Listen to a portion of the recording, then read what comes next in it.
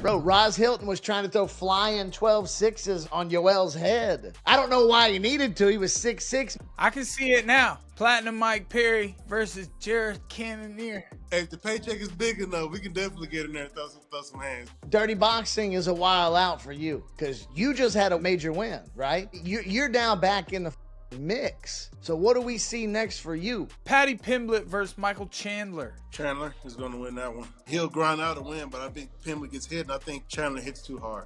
He's very well rounded. He's knocking people out. He's tapping people out. He's taking people down. I think he even moves better than Jon Jones, at least from what we've seen out of Jon Jones at heavyweight. Bro, 15 defenses. Nobody's beat this.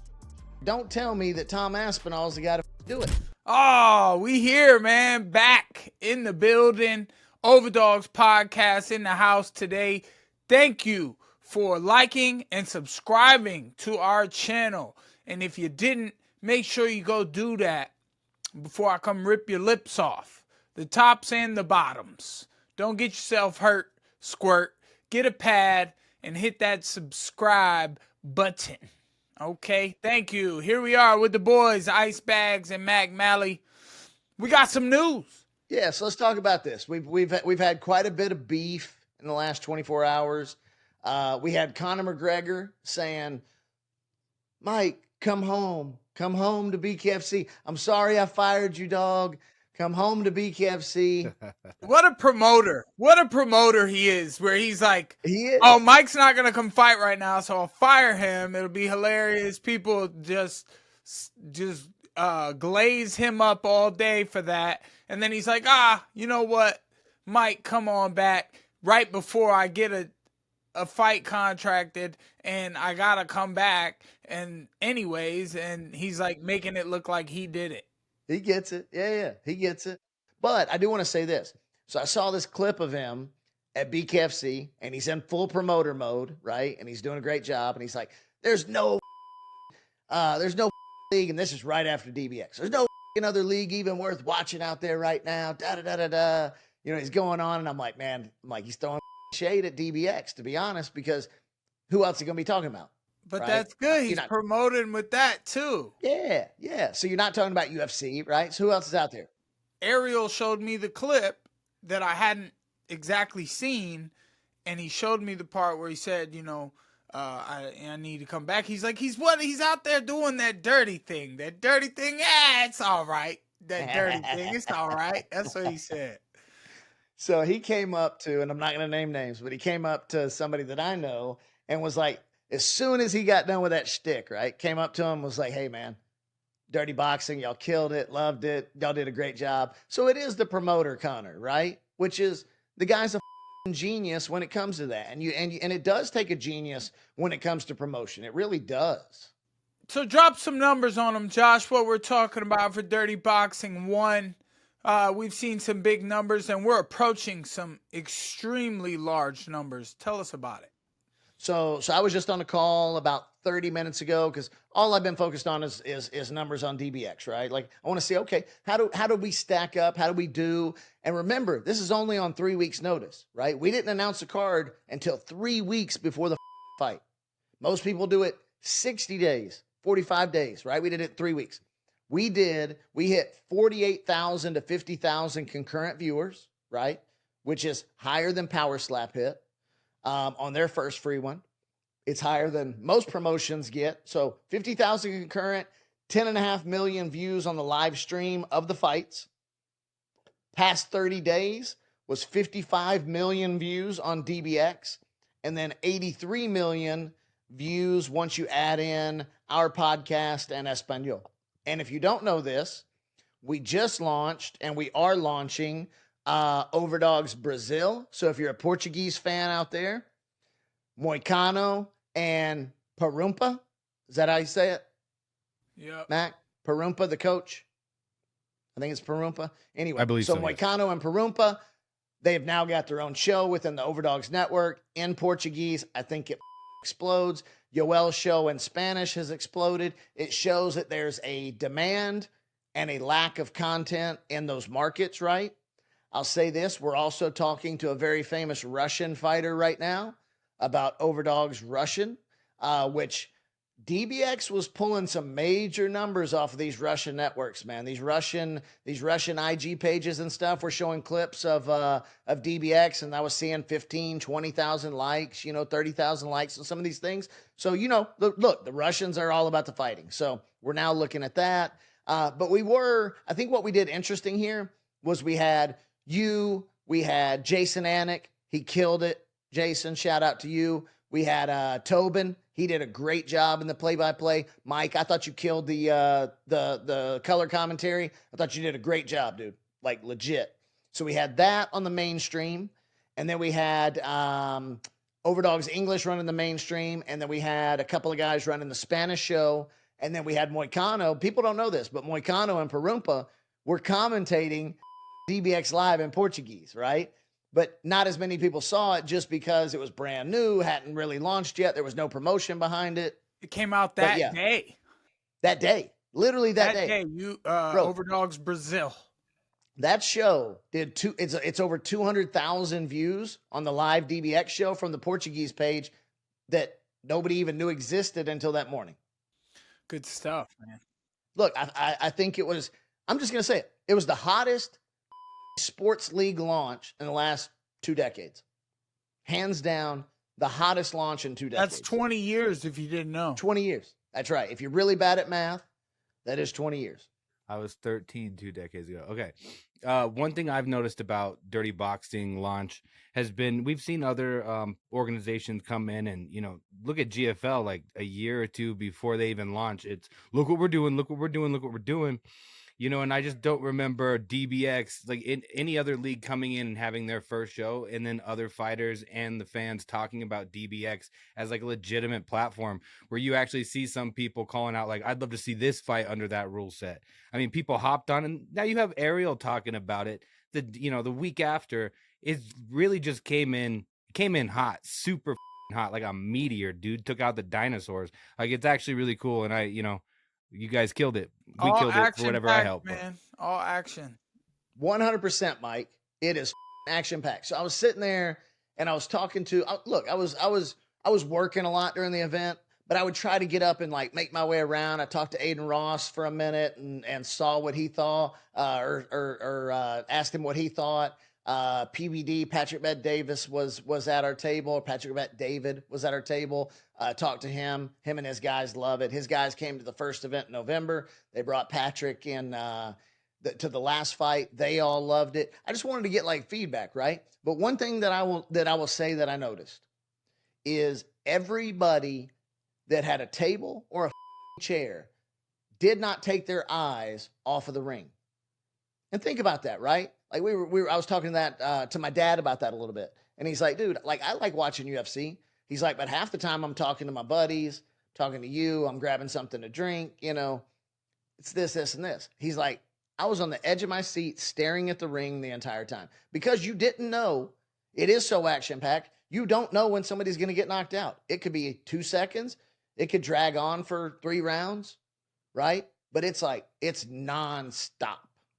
You're not going to see some double leg takedown where you go, No. well, I'm going to go grab a beer with 3 minutes left. Well, we did. I was speaking with our, I believe, COO yesterday. And we were talking about the ground and pound rule where we will speak with our referees. We will make an adjustment there. And I was loving the sound of it where the ref will give the count.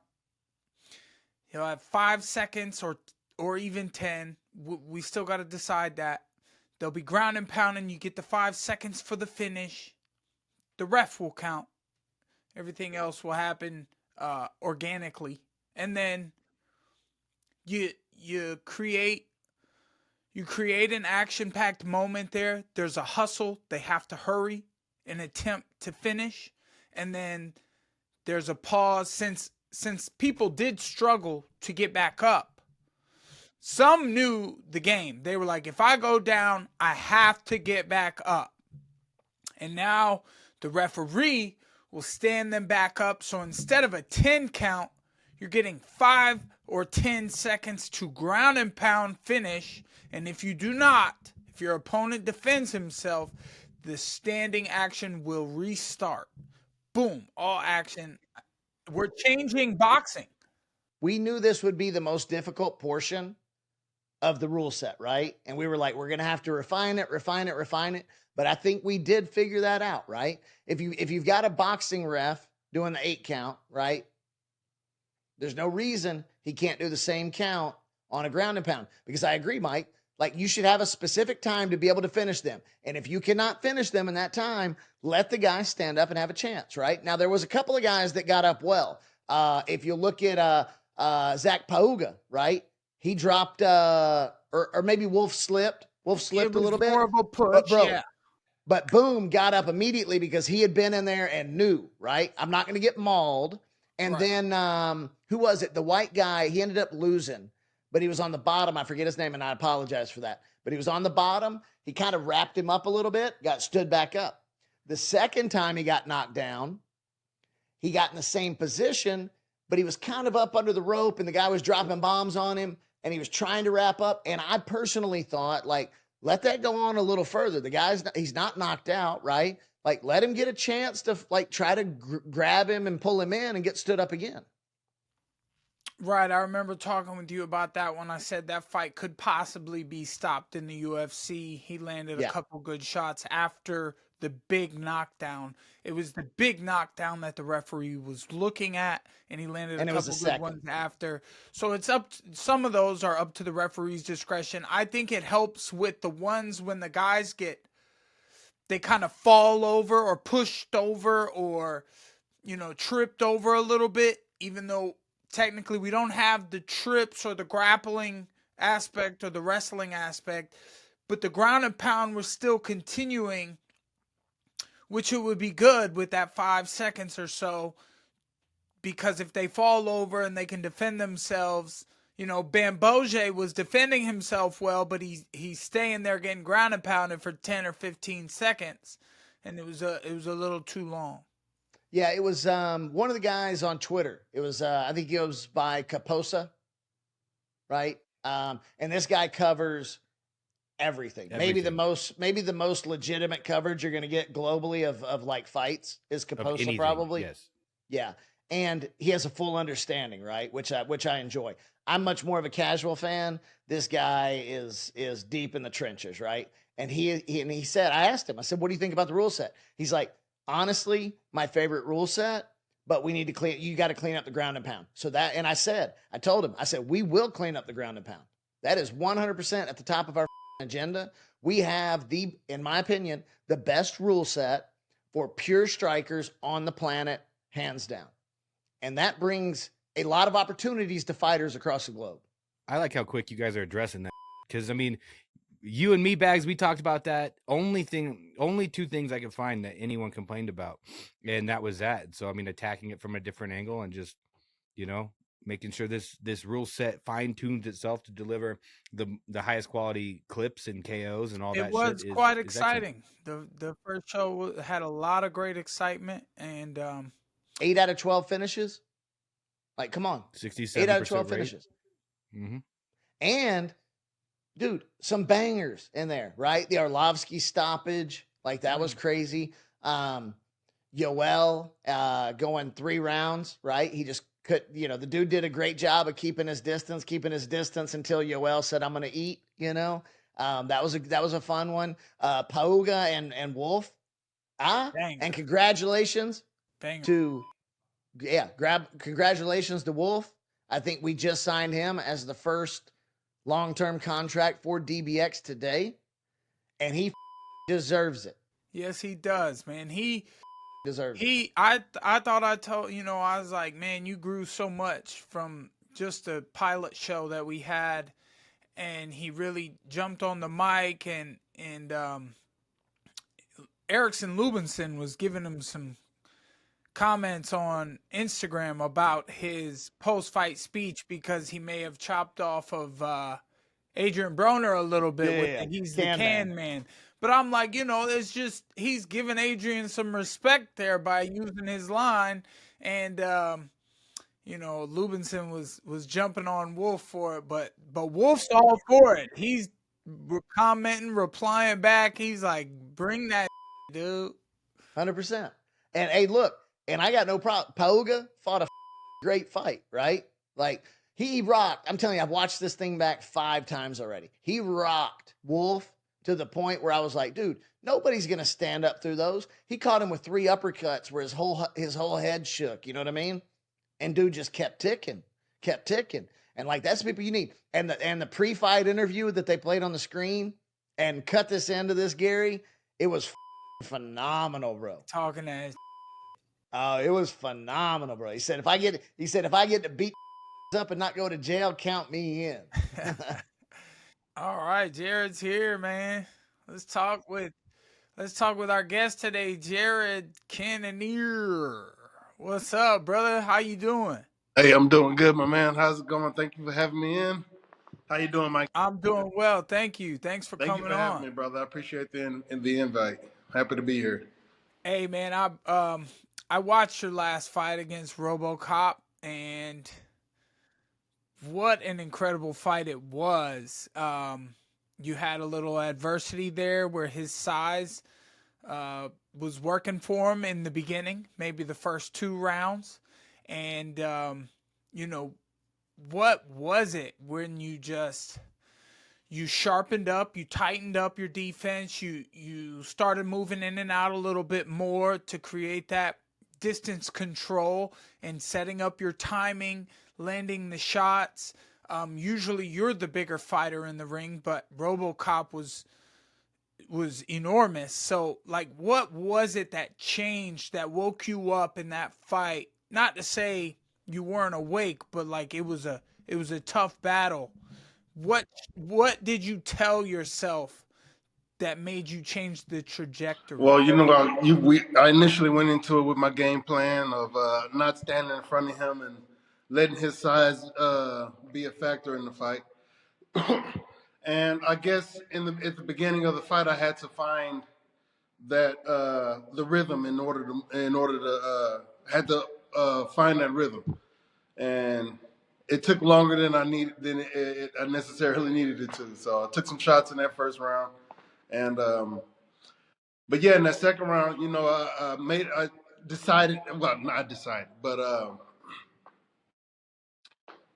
I guess I tried harder to do it. You know what I mean?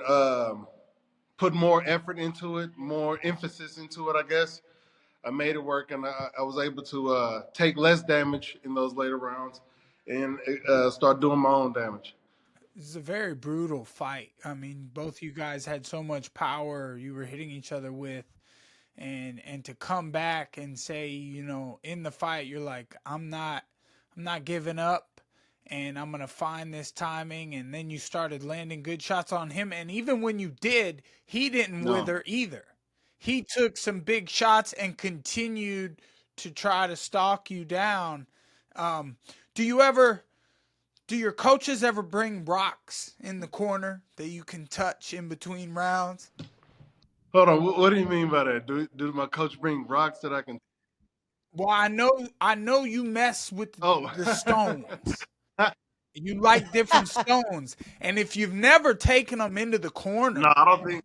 So you I don't think the corners would allow us to. I'd have to sneak them in there. But I don't think there's any rules. No, I don't think so. But I don't know. I'm not that big of a goof to where I'll take it into a fight or something like that. You know what I mean?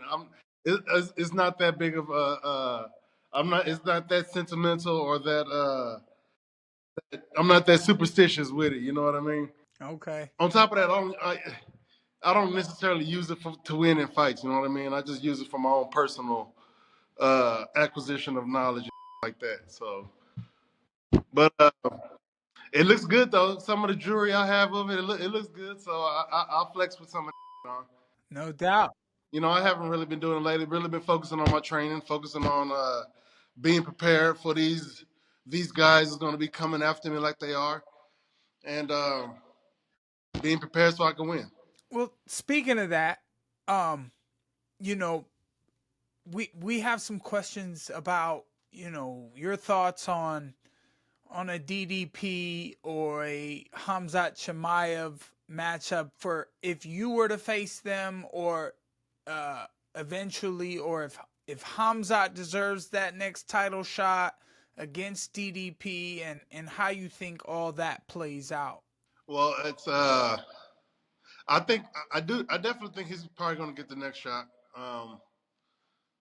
And the UFC's been waiting for this for a long time, and I don't think there's really another clear-cut contender outside of Imavov, but Khamzat was there first, I'd say. So I think that's definitely going to be next. How do I think that fight's going to play out? Man, who knows how that fight? You know how fighting is. It can go any way. Whoever brings the most, whatever, all that hard to win the fight. The most balls, the most heart, the most whatever it is we use to win fights. You know what I mean? So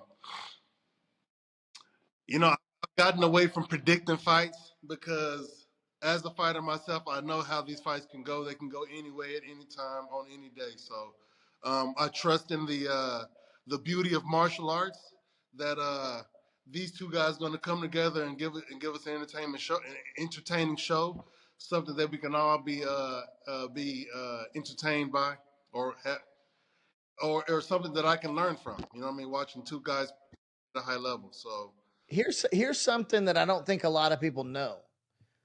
And correct me if I'm wrong, Jared, but when I believe it was Costa that was fighting Khamzat, is that correct? He was supposed to. He was supposed to. Correct. And that fight went out. And you got a late call to go over there to Abu Dhabi, I believe it was, and you ended up tearing your ACL like the night before. No, the same day. The day I get a call going into I get a call from my manager. Like, I'm pulling up in the gym, getting ready to have practice, pro practice, and I get a call from my manager, and they're giving me the rundown of what's happened. That they're offering me the opportunity to step in. So I'm like, hell yeah, I got to go in here and tell my coaches and do practice, of course. And as I don't know what to call it. But unfortunately, I ended up tearing my MCL in that within that next hour. So how many days were you gonna have until that fight? It was that week. It was 11 days until the fight. Yeah. And what kind of cut is that for you? 10 pounds in a week? Are you well over 200? I usually show up to fight week around 202 to cut to 185. So it's about 15 pounds during fight week. And you brought up Imavov. You faced Imavov, correct? You beat Imavov? No, I didn't beat him. Him and Jason Herzog both defeated me that night. So that's how. I'm sorry. I'm sounding like Kamaru Usman over here talking to Terrence Crawford. He didn't know about the boxing history. But no, I guess I don't know if I saw that one or not. But I was surprised. Were you surprised at Imavov versus Izzy?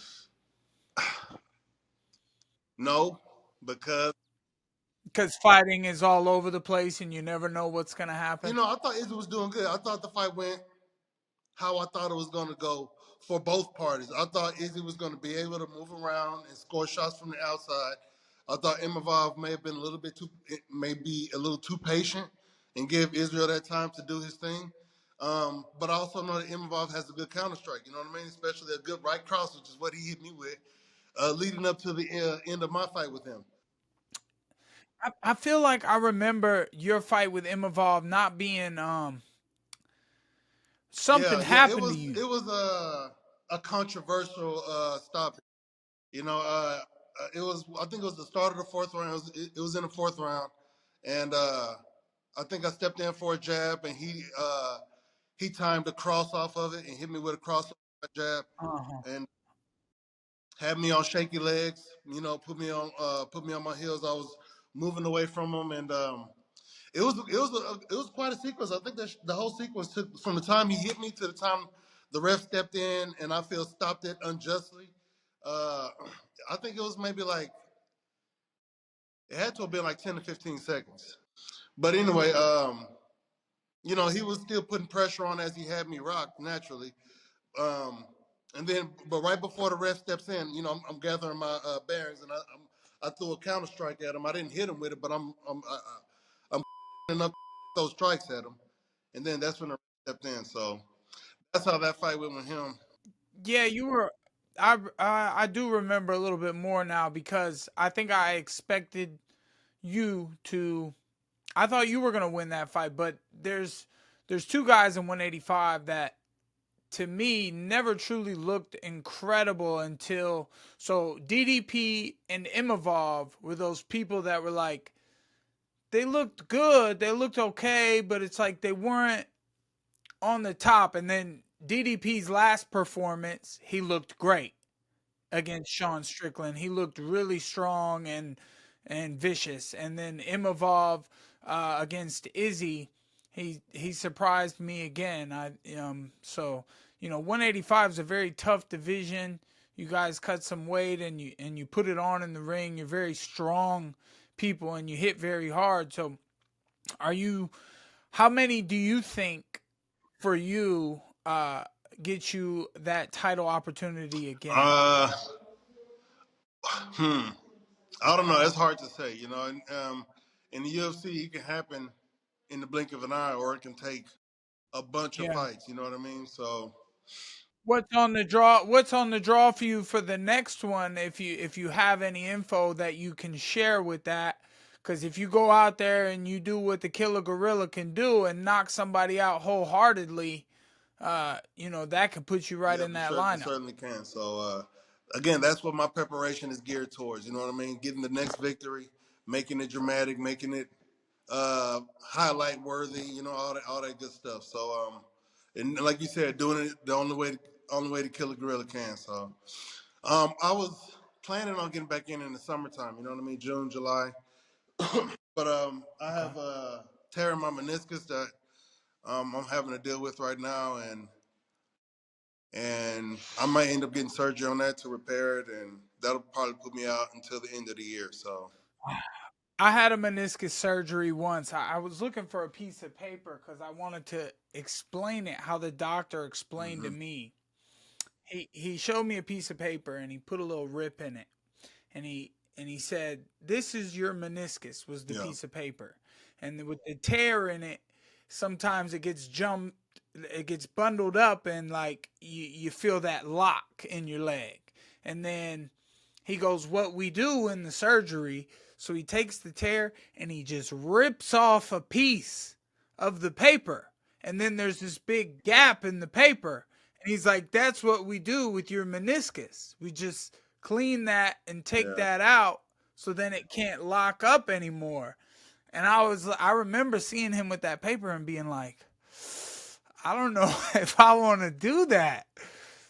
But I did it. I went through it and no more locking problems. I had that done on my other knee, and they take it away. But when they take the meniscus away, now you don't have anything between your femur and your tibia. So now you're going bone on bone when you step hard, or if you put a lot of pressure on that leg. And that's what I've been dealing with. So I got arthritis in one of my legs, and I'm not. And that was when the doctor told me that my other meniscus is torn. I told myself that I'm definitely not gonna have them do a meniscoptomy is what they call it. So, but he right out suggested that they just repair it with sutures, which is the other way that they do it. They'll go in and stitch it up and repair it with sutures. The problem with that is that it creates scar tissue, which there's two issues with that. It takes longer to recover from. They'll have your leg locked out for like a month or something like that, like 4 weeks or something like that. So atrophy is definitely going to be an issue there. But they say that when you recover from it, I've heard that you recover most of your range of motion, which is the main thing I'm concerned with, getting that range of motion back.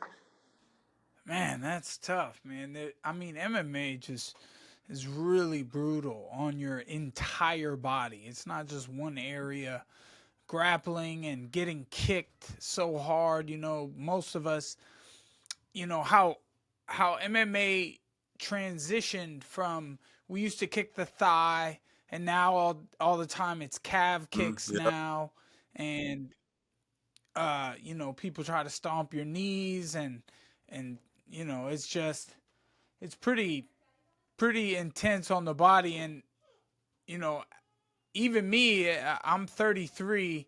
I have pains from fighting for years, but we do what we can to take care of the body. And you know what, like, can you tell us about your recoveries and therapy, how you take care of yourself as you're still trying to train this brutal style and continue in your little bit older age? How do you train wiser in order to keep yourself healthy? Well, I don't know. You know, I really like the gym that I'm at. The lab is a really good gym. I have real good training partners who are knowledgeable and good at executing and don't do anything funky or weird, anything that usually gets people hurt. Um, and they know how to push. We know how to push each other too. So we go hard without hurting each other. That's the important part. Um, Also, like you said, the recovery is also integral to continually competing in this sport, having longevity, especially when doing this thing. So I don't, I have a plunge, but I don't really use it too much. You know what I mean? But you know, I do some stretching. I have a few people who I see for like mobility and fascial release and stuff like that. I actually read today. I read today that cold plunges um, halt your muscle growth. Yeah. I didn't know that. I think a lot of people were bought by the idea that it does relieve the pain, like right after intense workouts. But they're absolutely right. That inflammatory response is what creates the growth that you get, the those gains that you get from working out. So no pain, no gain, as they say, right? So Oh, that's a true statement. More true. It's a true statement more than people want to believe. Um, But there's also, you know, there's a lot of things that people can come up with to try to stay healthy and clean and stuff. But you know, a clean diet will take you a long way. Um, and a trusted training environment will take you a long way. So I have good guys. I have a good strength and conditioning regimen. Two guys who I work with. The guy, Jarrett, who trains the guys at our gym, and another guy, Al Escobar at Aries Sports Medicine, who I do a lot of work with too, has helped me a lot with my technique as far as lifting and exercising and executing movements that I would need to do in a fight. But I was going to ask you though. You got this dirty boxing promotion thing going, right? And I'm really interested in like potential, you know, how we all do as fighters, you know, post career activities like boxing and shit like that. So I'm definitely interested. I'm seeing a lot of promotions that going on out there and a lot of opportunities for us old guys after MMA. So um, that the dirty boxing, what's did you see no, the I didn't card? see it. I didn't Did you see see it. it? Ooh. It's on Pull up the YouTube. You video, got. Gary. Gary, pull up the video. Jared, you're gonna like this, man. I'm telling you, it falls right into your style. It falls into a lot of guys' I saw the styles. highlight of Yo Romero doing his work in there. Yeah, Yoel was in there doing work.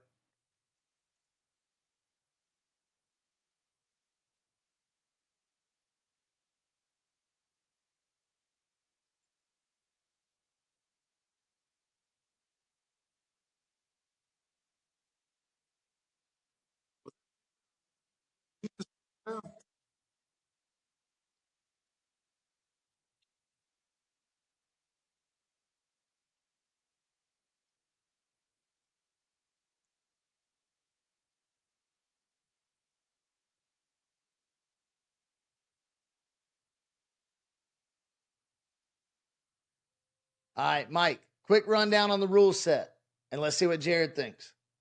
if you don't know, so it's boxing with elbows and ground and pound to a knocked down opponent. You know, because I like my punching game for sure, and adding some elbows into that. I like it. How does the clinching game look like there? Can there be like sweeps or trips in in the clinching to get a guy? Well, after you knock him down, huh? So we're looking for knockdowns with the strike, but guys kind of just they get tripped up a little bit sometimes, and we're not saying to trip your opponent or toss them. One guy did go for a full-on double leg, and they broke that up. But if a guy falls down, be prepared to be ground and pounded. Don't fall over, or the ground and pound's a real possibility. And because it's on the ref's discretion if he thinks you were knocked down, this and that. You got to protect yourself at all times. And it was very action packed. We had a great time throwing that. That looked fun, man. That looked real fun. You know, we're getting a lot of great fighters saying that. So thank you, man. Happy to hear that you like it's in a smaller ring too. Yeah. 18 by 18 ring, right? So there's nowhere to run. It's anything with the hands goes. Spinning back fist goes. You can do the old pride palm punches if you want to do it.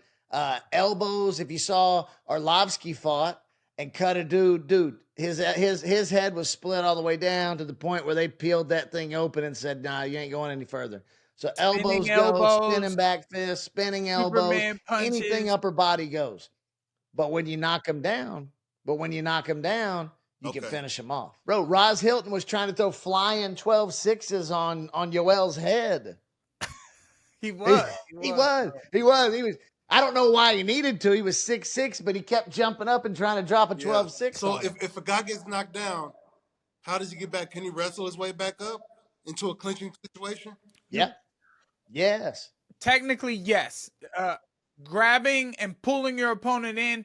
Your opponent has to stay on his feet when ground and pounding. So he cannot go really knee on belly. All you can get really close to that is like an ankle on hip. You can't go knee on belly. You can't go full mount. You can't go knees to the ground. You have to stay on your feet and ground and pound. That's realistic right there. It's a street fight. It's a street fight without the jiu-jitsu and the ground game. You know what I mean? It's a street fight. I can see it now. Platinum Mike Perry versus Jared Cannonier. No, hold on now. You big, dude. Hey, he's gonna make you look like RoboCop made him look. Ouch, that would hurt, man. Those elbows. The paycheck is big enough. We can definitely get in there and throw some hands. That's right. Hey, that's right. Hey, you're a fighter's all respect fighter. To you, brother. You know, all respect, brother. I've always seen you as one of the realest ones in the fight game. You know what I'm saying? With a warrior spirit like none others. You know what I mean? I remember in Winnipeg. I met you up there in Winnipeg. Oh. So it was a while back, and I've been watching you since, man. So much respect to you. Congratulations on all your success, brother. Thank you so much. Thank you so much. It means a lot when I hear that stuff from guys like you of your caliber. You're a legend, and you're still climbing towards the top, man. So wishing you luck in that battle. When I tell him this shit, he don't care. But when he hears it from guys like you, he loves it. Well, I tell him, he's like, "F off, Bags." Well, he sees you every day, right? Brings truth to your words, that's for sure. That's right. But real talk, though, because dirty boxing is a while out for you, because you just had a major win, right? You're now back in the mix. So what do we see next for you? Well, I don't know. I'm not going to rush. I'm not going to start screaming, "Hey, I want the title shot next," or anything like that. Who do you want? Yeah. Gotta call somebody out. That's a new UFC rules. You Make it happen right now. Whatever you want to happen. Well, I've already laid out a couple of names. You know what I mean? Okay. Anthony Hernandez. He just won his last fight. You know what I mean? that would be a good name to fight. And then 2 rematches I would love to have against John Strickland and Robert Whittaker. So those 3 guys, they just offered me Roman Delice, and I was inclined to say yes, but they offered me right before, right when I found out my knee is torn. So I don't know if they're gonna hang on to that for a later date. I doubt they're gonna wait for me, but that would have been good. That would have been a fun fight as well.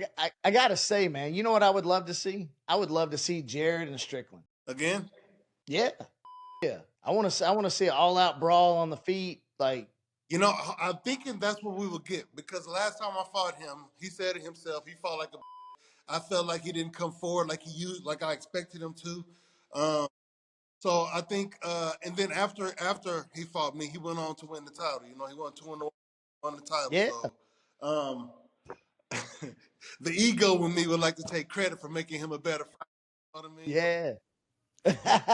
So I think if he were to fight me again, I would assume that that would all be fresh into his brain. That, hey, I fought this man, I didn't fight him the way I should have fought him, and then when I did fight the way I should have fought, I won the title. So I'm going to fight this man the way I believe that he would fight me, and that would be a fun fight, because I was really looking forward to the first fight that we had.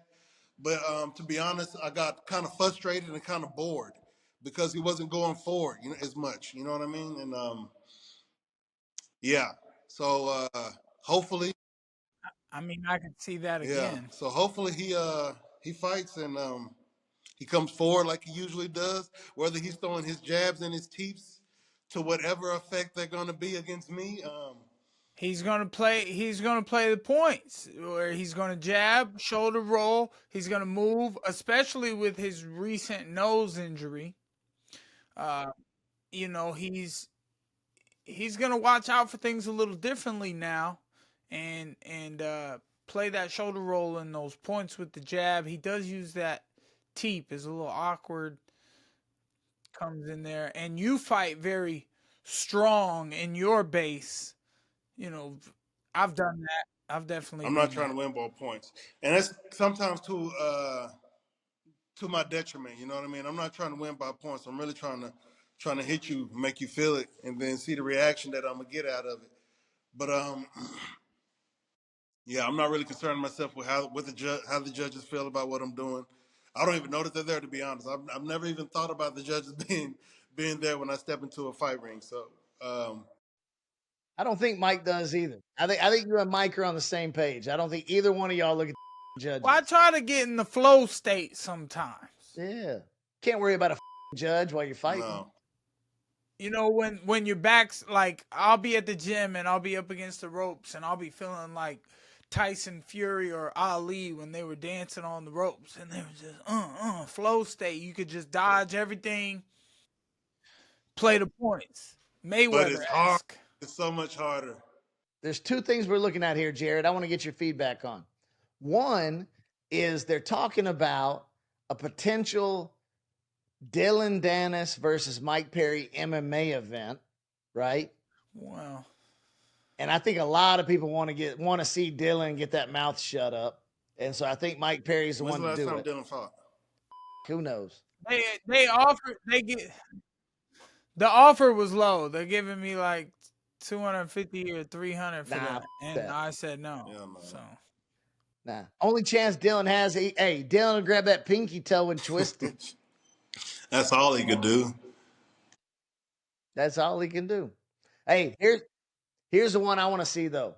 I want to see Darren Till and Mike Perry in dirty boxing. Perfect rule set. Yeah, I think that's the fight to make right there. That'll be that'll go down in history right there. That fight. I agree. Hey, Mike called him the other day Fatty Pimblett. Said he needed to drop about 20 pounds to fight, called him Fatty Pimblett. he said he agreed. He said, fair enough, 186, is that okay? Like, he needed the 1 pound. But then 1 I was pound. thinking about it. If I'm coming into dirty boxing, we should be fighting for the title of dirty boxing. So he got to make championship weight anyways. What weight classes? How many? I got to look at the promotion. See what weight classes y'all got going on up there. I think 185 would be the weight class I'd be looking for. Now it is an interesting weight class setup though. It's not UFC. It's a mix between boxing and UFC as a weight class, which I think needed I'm not too to be familiar done. with boxing. That's why I was asking what kind of weight class. Yeah. Mac, I know you're dying to get some questions in with Jared. Well, I mean, one of them goes back to kind of like Mike said, like Jared, you're a really interesting character. You know, you're one of the older guys. I don't want to call you that, but you seem young as still. You're still like in your prime out there, just slanging and banging. Is it just something that makes fighters like you, like Yoel Romero and Andrei Arlovsky, people like that different? You just built different, or is it something that can be taught? Do you think? I don't know. Maybe we are built different. We are 80s baby, and they make them different nowadays, man. I'm looking around, dude. I think, to be honest, I feel like I'm in the shoes of my parents when I was a kid, looking up at my mom and dad and seeing what the hell these grown-ups telling me what to do now. You know, now I feel like I'm in their shoes, looking around like, what the hell is these kids doing around here? So, Amen. but you know, I can go down. Man, dude, I can go down the rabbit hole right now with y'all. But hey, you want to go down a rabbit hole? You want to go down a rabbit hole? And everything take place, and to be honest, in the fight game, I don't really feel that old. I've only been in the fight game for like 10 years. I know that's older for some guys because a lot of guys don't last long, but I don't know. It feels normal to me, I guess, being around, being here.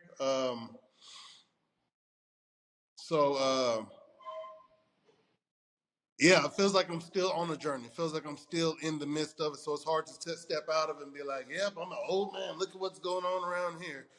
In the fight game, at least. Do you like tequila? I don't really drink alcohol too much. You know what I mean? I'm not a... But maybe sometime you're going to have to try the platinum tequila if you don't drink. And sometimes you might. Once that platinum tequila hits the shelves, that bottle's pretty, man. Looks like a pretty rock. You know them rocks that you cut open and they got the pretty insides? Yeah, that's what it looked like. All right, so let's do some UFC 314 fight prediction. Let's get your thoughts on these fights, especially because you said you don't like picking fights no more. We want to make you pick some winners of these fights. That's what we want to do. All right, so to start off, we got Volkanovski versus Diego Lopes. We'll all pick. You go first, and I think Volk's going to win with experience. Yeah, he's going to weather the early storm, and unless he gets knocked out. I'm telling you, I don't know if he's been the same. You know, I'm worried. He does a lot of promoting too, and when he showed up as an old man taking a nap at the last fight, I was like, this is not a good sign. So, and Diego's been incredible, and he's been humble, and he hasn't really had adversity, has he? He's just kind of been dominating. Well, this is the first. I mean, who was his last fight? I think this is who was his last fight? This will be the biggest fight for sure. Yeah, this is definitely his biggest fight. It's a fun fight to watch for sure. To see how those guys go. Volk's an interesting pick. I mean, I see what you're talking about. Paddy Pimblett versus Michael Chandler. Chandler is going to win that one. And, you know, he'll grind out a win, but I think Pimblett gets hit, and I think Chandler hits too hard. Ooh. You know, a lot of people are saying that. Yeah. A lot of people are picking Chandler in that one. Paddy does get hit, but he's been a tough little He is scouser. a tough one. And he's super famous. He's a tough one, but Mike can still... They don't call him Iron Mike for nothing. You know what I mean? So... They call him that? Who calls him that? I didn't know they call him that. That's his fight name. I don't know. I mean, I wouldn't take the name unless it was given to me by Mike Tyson himself. The dude got some power. He's an explosive, powerful man. So that front kick to Ferguson will definitely live forever in everybody's memory. Well, you can be. I'll tell you this: you could be the platinum gorilla Cannonier next time out. Yeah, bro. I'm calling Bruce. I'm gonna call Bruce tonight. Hey, next time you introduce me. No, no. Hey, you could be like Ilya. You could hold a press conference and change your name tomorrow night. Yeah. Oh yeah, I heard Yeah. about that. Yeah. Chael Ilya was said, I'm now the telling me. legend. Yeah. Well, That's his fight name to be now. honest, The you legend. can't really give yourself your own name for it. I don't think I agree. I think the I rule is agree. you get a name from your teammate or from. Hold on now. If you bad enough, I gave myself my own belt and I defended it Yeah. too. I made myself a platinum World Boxing Championship belt, is a silver belt, platinum belt, and then I went and fought Michael Venom Page, and he didn't want to hold the belt and take a picture with it, and then I won that fight. That was a banger fight. And then who else I defend that thing against? Luke Rockhold. Did you give yourself your name platinum though? No, I think my friend did, but I was like, yeah, I like that one. I might, but I decided, yeah, I Also, kind of with did. the work that you put in, you can do that. You can make your own belt. You know what I mean? You're not. Well, it made it hard to fight for it though. It And made then it you fought hard. for it. That's cold, right? That's what I was saying. Because you know what I thought about the whole time I was bringing that belt and I was gonna fight for it, and I was doing it against MVP, who was very skilled. And I was like, I'm putting this on my heart. I'm wearing my heart on my sleeve. I kept thinking about the guy who gave himself a black belt in jiu-jitsu, and then he went to the gym and grappled, and he got destroyed. They almost killed that guy. Well, I kept thinking about that. So it was like I was intensifying the yeah, feeling of giving myself a belt. It was like, I really better defend yeah. You got to be myself. careful with them self-fulfilling prophecies like that, man. Yo, before we move to the next fight, I got to ask you this, Jared. There's that viral clip, since we're talking about Paddy and Michael, where Paddy and Molly and all of them are jumping up celebrating because you're sitting cage side at a UFC event. And this goes viral almost every time you fight. They go, you just look so, are you a homebody? You just look so like, I don't want to be here. What is that clip about? I didn't want to be there, but I'm not. I'm there to watch the circus, not be a part of the circus. You know what I mean? So I'm not. And plus, I just don't sit and hang out and have fun and party with anybody. You know what I mean? So I don't know anybody there. I was there with, I think, who was I there with? My brother maybe, or my wife. She had got up and walked away. Is what it was. But yeah, I'm not that sociable of a person. I don't really open up to any and everybody. I find my energy to be valuable, and I don't just open it up to any and everybody. So when I'm out in public, um, I'm not too sociable of a person. You know what I mean? But I was chilling. Do fans come up to you all the time though, right?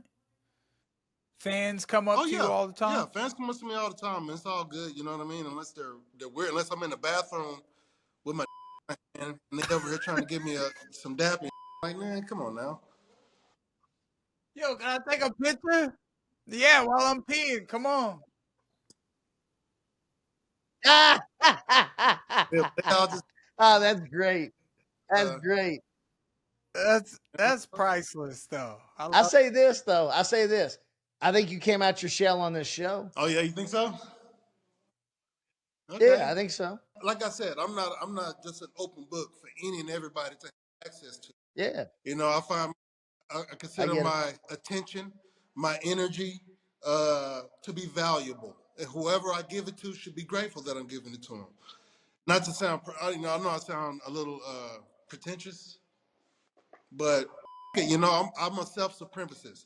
I think of myself better than anybody or anything I can come into contact with. You know what I mean? So that's the way I approach the world from that seat right there. Like, this is the throne.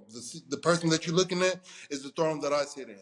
The people who I'm looking at are the thrones that you sit in. And I feel that great people should think of themselves the same way. So, Well, one of my favorite clips is when that girl comes up to you. And again, this goes viral too because you're just being real. You're not doing anything, but you're trying to eat. And a girl comes up to you and she asked you for something and then said Anderson Silva's the best. And you went, no, I'm the best. And she looked at you a little, oh, and then you went back to eating. Like, that is exactly what you're talking about, it sounds like. But that video is hilarious too, dude. oh yeah, never lived. That's what they say about the wolf. The lions and tigers are in the circus, not the wolf. They can't train the wolf. Hell no, he'll get his out. He'll eat some ass out. Yeah. Look, you don't worry about what the sheep are doing, man. That's not what I said. No, wait. Okay. Well, that's going to be a quote on the show. That's okay. That's going to be a quote on the show. You still training in grappling? No, man. That's a nope. I recently grappled like maybe a month ago. I grappled Terrence McKinney and Michael Davis and black belt, some Brazilian guy. Sorry, I forgot your name, brother. That's my guy though. He's a good. No, it wasn't Rodolfo Vieira. Rodolfo wouldn't have tapped me. He would have been nicer. And there was one other black belt I probably grappled with, but I get on the mats, I still see, and it's without punching.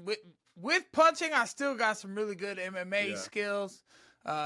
If I'm gonna treat it like an MMA fight, it's just gonna be punch and stay out of, because when I put myself in the grappling, when I get into your guard and I'm trying to play that, that's when I get myself in trouble. So if I'm just trying to punch you, treat it like a street fight, make it quick, it works better for me that way. But so let's get back. We got a couple more fights. Let's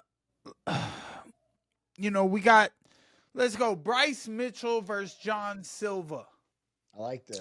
Bryce Mitchell, Johnson. That's a tough one. That's a tough one right there. Jon Silva's on fire.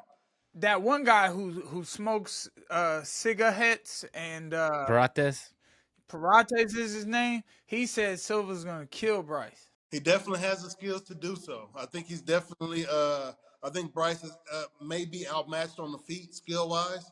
I don't know. I can't say the same as far as grappling goes, and I can't say the same as far as sure will and determination goes, because Bryce is very determined to get some. To say the least. So, especially if it's the devil in front of him. So, I think it'll be hard. Damn right. To get this one, you know what I mean? Yeah, it could be a toss-up for sure. That's a tough one. I feel like Bryce is in a position where he thinks a lot of stuff is up against him right now. Like he could even be possibly set up, because Dana White even said it. He's like, here's the beauty of fighting. He said something you don't like, and then his next fight, he could possibly get his beat. So maybe he's... Here's the thing, though, man. Michael Jordan used to do this all the time. And they said LeBron did too, but Michael Jordan was the first one that came out like publicly. He used to make up about his opponents, right? Like he would say they said which they didn't say, and it would just motivate him to go. Bryce Mitchell thinks this guy came to him in a dream as a demon. You don't think that's motivation? He's like, he is a demon trying to attack my spirit, and you don't think that guy's going to fight? Come on now. That's a scary spot to be in. You guys remember when Chemo walked out to the ring in like 4 with a whole cross on his back? I mean, that's about to be Bryce Mitchell again. Yeah. Bryce Mitchell with the Bible in there. Bro, all right, who was the last one that beat Bryce? Don't tell me it was Ilya. It wasn't that long ago. Emmett beat him? Yeah, Emmett laid him out. Ooh, Emmett's a hard hitter, dude. Bro, the only guy to go 5 rounds with Ilya, even though Ilya beat him by 2 points every round, the only guy to go take Ilya the distance. Emmett's nuts, bro. Yeah. So is Bryce. You got Bryce nuts and you got Jean Silva nuts, and I don't even know like how that calibrates in the ring. If it gets in past the second round, it's going to Bryce. I think Bryce is going to be able to control. I think take him down and beat him. But I really like Bryce's grappling game. He's got an aggressive, assertive grappling game. It matches his determination that he says. So I like his energy, man. His energy matches the action. So Okay, and I think there's two more, but I only care about this next one. To get your opinion on Jon Jones versus Tom Aspinall. Okay. Damn, bro. They haven't even set a date for that yet, have they? No. Nah. Well, apparently Jon said 6 months he needs. November. Chael Sonnen gave him a hard time about it. Dana said he's going to make it happen, so it probably that'll be sick. Fight him in November in New York, like he always does. I don't know, man. Aspinall think he's one of the best heavyweights we've seen. You know, athletic. He's very well rounded. He's knocking people out. He's tapping people out. He's taking people down. And he doesn't move like most of the heavyweights in the division now. I think he even moves better than Jon Jones, at least from what we've seen out of Jon Jones at heavyweight. But that's fucking Jon Jones. So yeah, it's tough to call. I don't know, man. I like Aspinall, and but I think that's a tough beating Jon Jones, especially the way he looked coming out against Stipe. But how come you're not a heavyweight? How come you haven't gotten so big and buff? And he came from heavy. He's one of the only fighters in UFC history besides Jessica Andrade to have knockout in 3 different weight divisions. I think it's only him and Andrade. Khalil came down. You were big. You were a heavyweight I wasn't a heavyweight like that. Not like no damn Tom Aspinall. I wasn't you know what I mean? I'm only like 5'11", and no, I'm no natural heavyweight. I was an undisciplined heavyweight. So that's takeout. You know what I mean? Hamburgers. The night of for what they call it, team dinner. The night of weigh-ins, a hamburger and like that. That's undisciplined. Killer gorilla right there at heavyweight. Okay. Jon or Tom? Who wins it? Jon. Yeah. Let's go. Hey, Biz being said, Aspinall could be the greatest heavyweight of all time, and he takes out Jon in the first round. Certainly could do it. Not gonna. I'm sorry, boys. But look, Biz being, I'm sorry. That ain't gonna fucking on happen. Ariel yesterday. It's like Jon could be Mike Tyson's age, and people would want to see him fight some young, tough, big just to see him lose. That's Jon's 38 right now, right?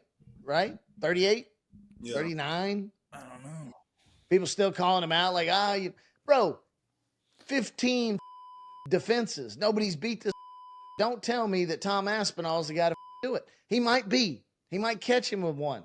But at the same time, last time it was Cyril Gann, and Gann had the best hands and the best feet, and he put Cyril to sleep in 60 seconds. I don't think Gann had a chance against Jon Jones.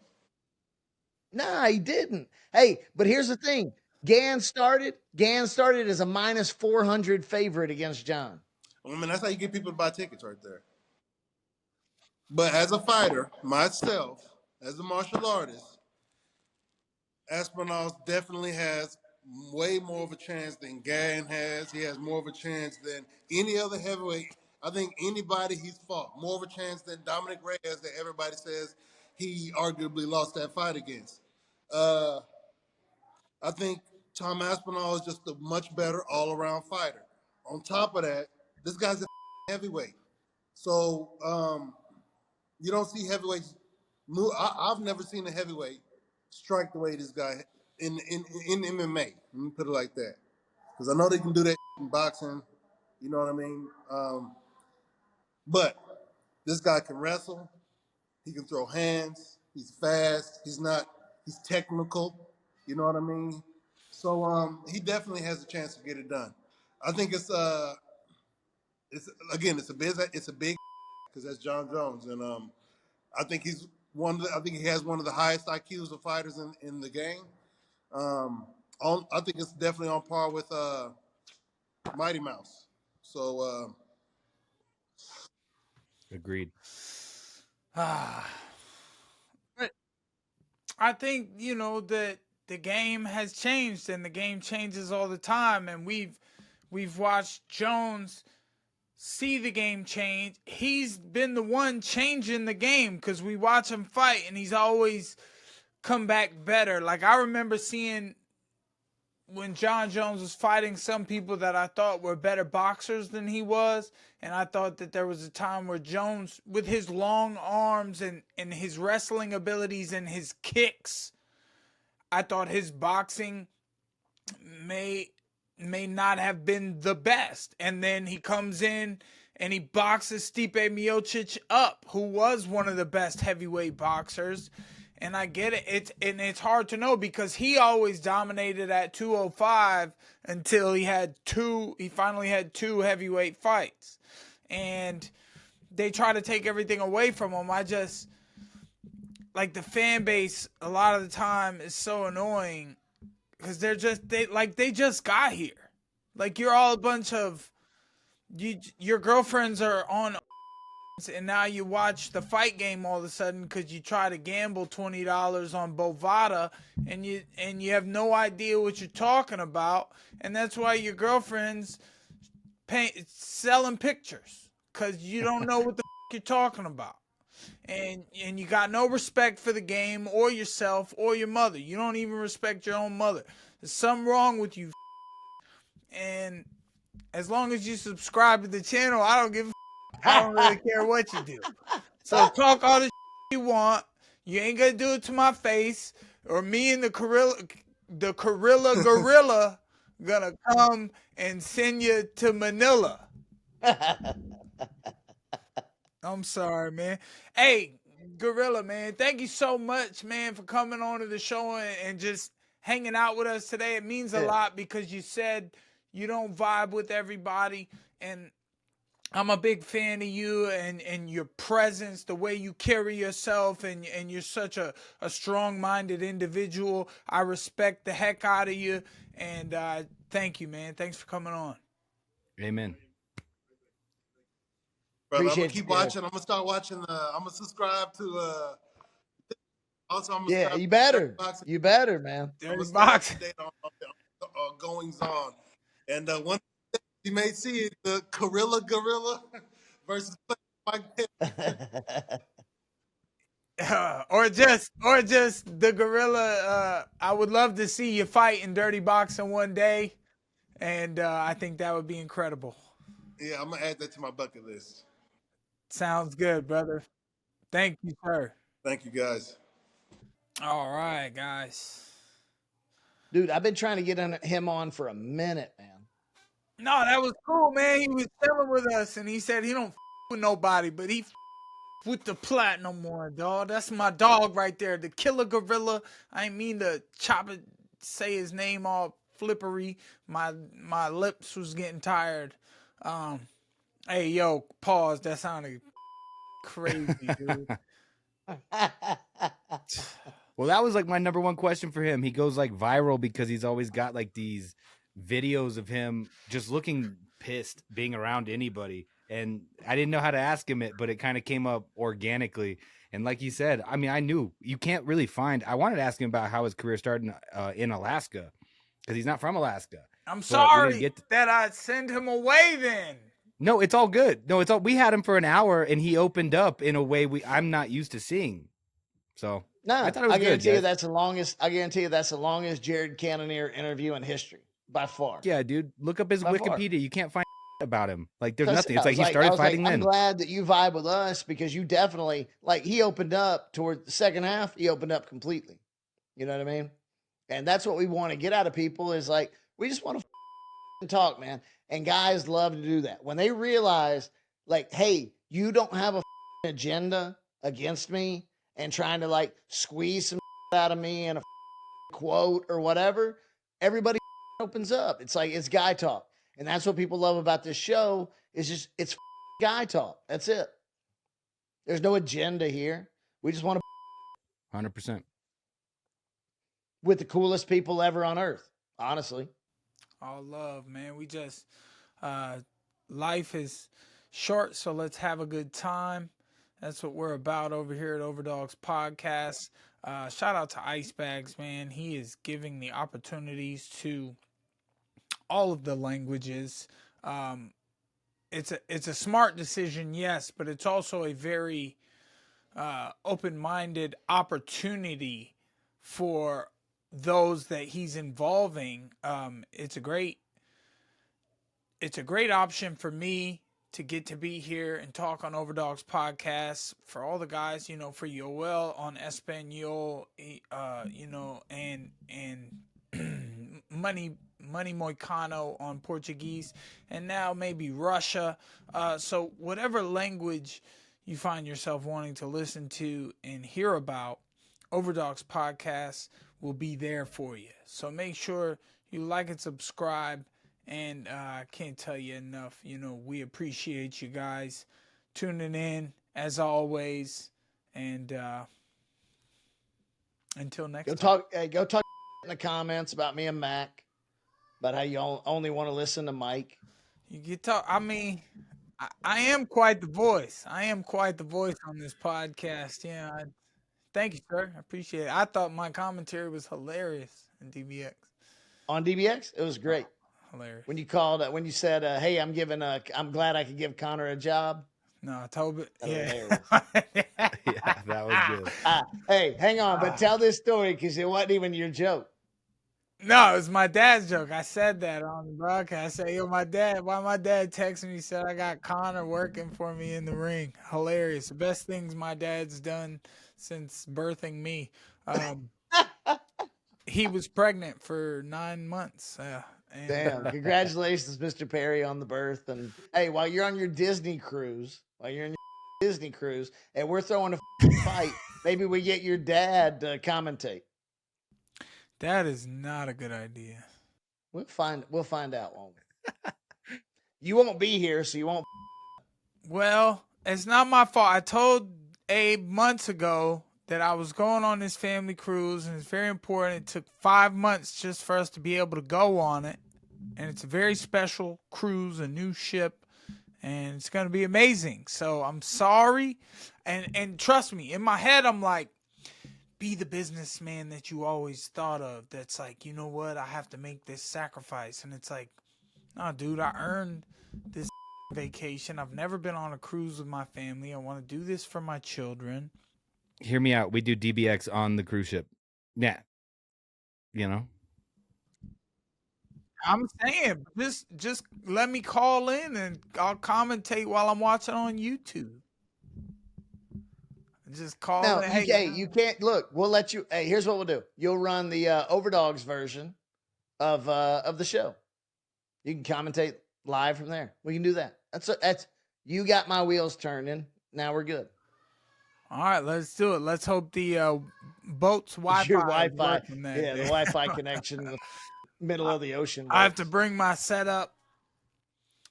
We'll make it happen. Why we can't pick a different day? So that's it. Look, we'll talk about it. All right. Thank you, everybody. Thanks so much.